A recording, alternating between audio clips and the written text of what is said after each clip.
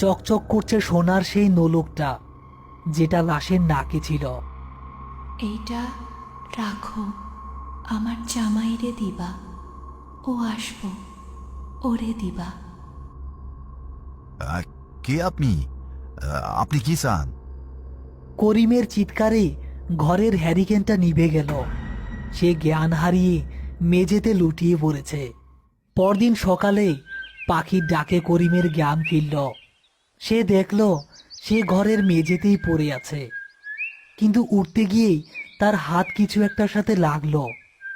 সে চমকে উঠে দেখল তার হাতের মুঠোর ভেতর সেই সোনার নোলকটা ধরা, আর নোলকের সাথে পেঁচানো আছে এক টুকরো কাগজ। ইয়া আল্লাহ, এইটা তো সেই লাশের নোলক। এইটা আমার ঘরে আইলো কেমনে? আর এই কাগজটাই বা কি? করিম কাঁপা কাঁপা হাতে কাগজটা খুলল। বৃষ্টির পানিতে লেখা কিছুটা ঝাপসা হয়ে গেছে, তবু পড়া যাচ্ছে। ওগো, আমি স্টেশনে বইসা আছি, তুমি আইবা কইছিলা, লাল শাড়ি পইরা আইছি, তুমি না আইলে আমি যামো না, রাত 12টার ট্রেনে আমি আসতাছি। তার মানে মাইয়াটার নাম কাজল স্টেশনে বসে আছিল, কিন্তু ওরে খুন করল কে? আর ওর জামাই এবা কেটা?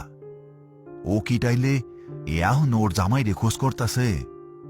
এই নোলক আমার কাছে কেন দিয়া গেল? করিম বুঝল এই নোলক সাধারণ কোনো গয়না নয়, এটি একটি চাবি, যা হয়তো কোনো বড় রহস্যের দরজা খুলে দেবে। করিম তখনই সিদ্ধান্ত নিল সে জব্বার ভাই আর রতনকে খবর দেবে। লাশের আত্মা শান্তি পাচ্ছে না, তার প্রেমিকের কাছে এই শেষ স্মৃতিটুকু পৌঁছে দিতে চায় সে।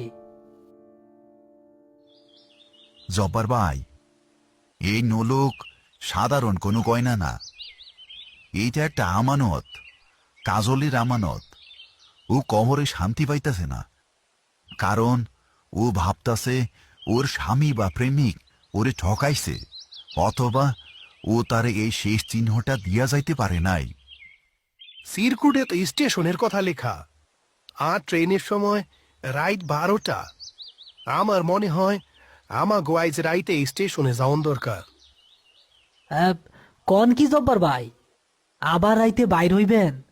আর ওই স্টেশনে, ওইখানে তো শুনছি ছিনতাইকারী আর নেশাখোরদের আড্ডা। ডরাইলে চলব না রতন। লাশের আত্মা যদি অতৃপ্ত থাকে, তাইলে গোরস্থানে শান্তি থাকব না। আর আমার মনে হইতেছে ওই পোলাটা এখনো স্টেশনে ঘুরঘুর করতেছে। ভালোবাসার মানুষ হারাইলে মানুষ পাগল হইয়া যায় রে, জায়গা ছাড়তে চায় না। সিদ্ধান্ত পাকা হলো। এশার নামাজের পর করিম, রতন আর জব্বার আলী স্টেশনের দিকে রওনা দিল।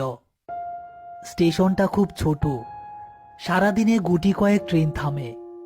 রাত বাড়ার সাথে সাথে স্টেশনটা যেন ভুতুড়ে হয়ে ওঠে। স্টেশনের প্ল্যাটফর্মে টিমটিমে আলো জ্বলছে, যাত্রী নেই বললেই চলে। প্ল্যাটফর্মের শেষ মাথায় একটা বেঞ্চে একজন যুবক বসে আছে। তার জামা কাপড় ধুলো মলিন, চুল উস্কো খুস্কো। সে একদৃষ্টে রেল লাইনের দিকে তাকিয়ে আছে। রতন, ওই দেখ, ওই পোলাডা। আমার মনে হইতেছে এইটাই সেই লোক। চলো আগায় যাই, সাবধানে কথা কইবা কিন্তু। তারা তিনজন ধীরে ধীরে যুবকটির কাছে এগিয়ে গেল। যুবকটির বয়স 25 কি 26 বছর হবে। তার হাতে একটা লাল রঙের বেনারসি শাড়ির টুকরো ধরা। ভাই, একটু কথা কোন যাইব? আপনি কি কাজলের লাইগে অপেক্ষা করতেছেন?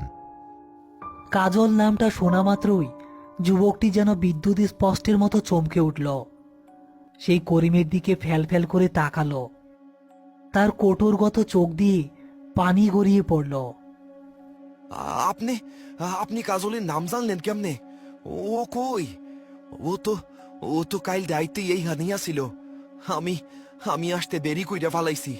ওরে কইছিলাম পলাশ আসবই, এই পলাশ আসবই। ও কই এখন? তোমার নামটি পলাশ? হ, আমি পলাশ। কাজল কই ভাই? ও কি ও কি আমার উপর রাগ কইরা চইলা গেছে?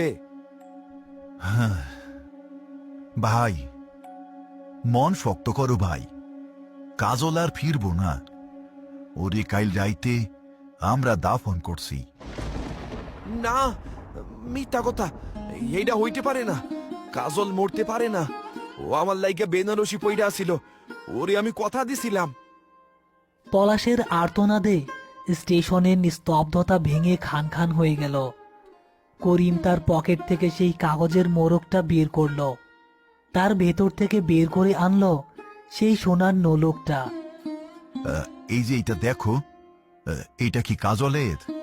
হ্যাঁ, এইটা তো আমি ওরে বিয়ার শাড়ি কেনার সময় দিছিলাম।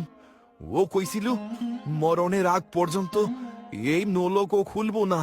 ও কথা রাখছে ভাই, মরণের পরেও এই নোলক ও তোমার কাছে পৌঁছানোর ব্যবস্থা কইরা দিছে। গত রাইতে ও আমারে দেখা দিছিল। ও চায় এইটা তোমার কাছেই থাকুক। করিম পলাশকে ঘটনাটা খুলে বলল। কিভাবে লাশ পাওয়া গেছে, কিভাবে অদ্ভুত সব ঘটনা ঘটেছে, সব শুনে পলাশ কান্নায় ভেঙে পড়ল। জানা গেল তাদের পালিয়ে বিয়ে করার কথা ছিল, কিন্তু পথে পলাশকে কাজলের বাড়ির লোকজন আটকে রেখে মারধর করে। সে যখন ছাড়া পেয়ে স্টেশনে আসে ততক্ষণে অনেক দেরি হয়ে গেছে। সম্ভবত একা পেয়ে ছিনতাইকারীরা কাজলের ওপর হামলা করেছিল, অথবা সে ভয়ে রেল লাইন ধরে পালাতে গিয়ে দুর্ঘটনায় পড়েছিল। ভাই, আমারে আমারে একবার ওর কবরের কাছে নিয়ে যাইবেন। আমি আমি ওরে শেষবারের মতো একটু দেখতে চাই। না না, অন্তত মাপ চাইতে চাই। আমি আমি ওরে রক্ষা করতে পারি নাই।